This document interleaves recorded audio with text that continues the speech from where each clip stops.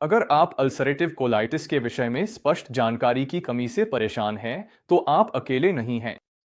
वास्तव में हर वह व्यक्ति जो मेरे क्लिनिक में आता है और अंततः अल्सरेटिव कोलाइटिस से छुटकारा पाने में सफल होता है, उन सभी को शुरुआत में यही परेशानियां होती हैं। थोड़ा सा परिचय फिर से, मैं एक सर्जन हूं जो आंतों से जुड़ी बीमारियों में विशेषज्ञता रखता हूं। मैं अपने प्रैक्टिस में सूजन संबंधी बीमारियों से पीड़ित लोगों का इलाज करता हूं। अगर आप यहां हैं तो संभावना है कि आप अल्सरेटिव कोलाइटिस के कारण सूजन से जूझ रहे हैं, या शायद आपको अपनी सटीक बीमारी का पता नहीं है और आपको शक है कि आपको अल्सरेटिव कोलाइटिस या कोई मिलती जुलती स्थिति हो सकती है। अक्सर ऐसा होता है कि आपको यह भी नहीं पता होता कि इसके लिए क्या करना चाहिए, और आप ऐसे डॉक्टरों और विशेषज्ञों के पास पहुंच जाते हैं जो मददगार नहीं होते और आपको जवाब नहीं मिलते, और यह ठीक नहीं है, लेकिन यह एक आम समस्या है। मैं यहाँ कहने के लिए हूँ कि सही जानकारी और मार्गदर्शन से मेरे क्लाइंट्स ने सफलतापूर्वक अपने लक्षणों को ठीक किया है और कुछ ही हफ्तों में अपनी बीमारी को पलट दिया है।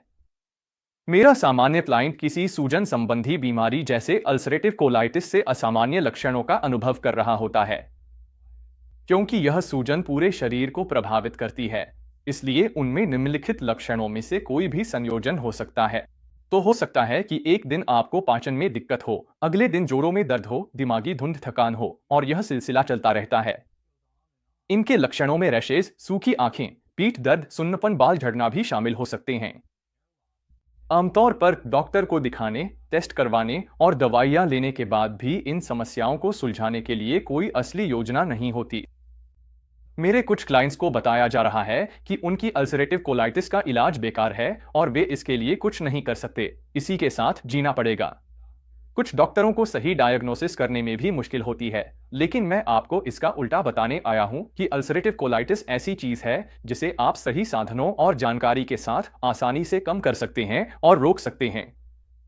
मुझे पता है, क्योंकि मैं अपनी क्लिनिक में लोगों को लगातार बेहतर होते देखता हूं, भले ही उन्होंने पहले इलाज आजमाए हों या अपनी डायग्नोसिस को लेकर असमंजस में रहे हों।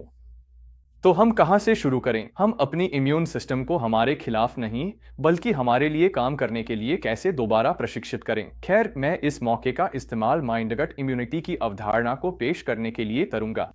अगर हम अपनी इम्यून सिस्टम को रीसेट करना चाहते हैं, तो सबसे पहले हमें अपनी आंत को ठीक करना होगा। लेकिन अगर हमें आंत को ठीक करना है, तो हमें अपने मन को भी ठीक करना होगा। यह शायद आज मैं आपके साथ साझा करने वाली सबसे महत्वपूर्ण रणनीति है, क्योंकि यही वह वजह है जिसकी वजह से आप में से कई लोग वर्षों से अल्सरेटिव कोलाइटिस से जूझ रहे हैं। मुझे यह समझने में कई साल लग गए कि हमें अल्सरेटिव कोलाइटिस को 3 हिस्सों वाली समस्या के रूप में देखना चाहिए, और आपको अपनी रणनीति इन तीनों हिस्सों पर केंद्रित करनी होगी, सिर्फ एक पर नहीं।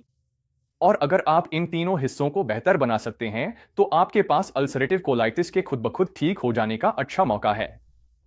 वे कौन से सिद्धांत जिनका उपयोग करके इस धुरी के तीनों हिस्सों को अनुकूल रूप से बेहतर बना सकते?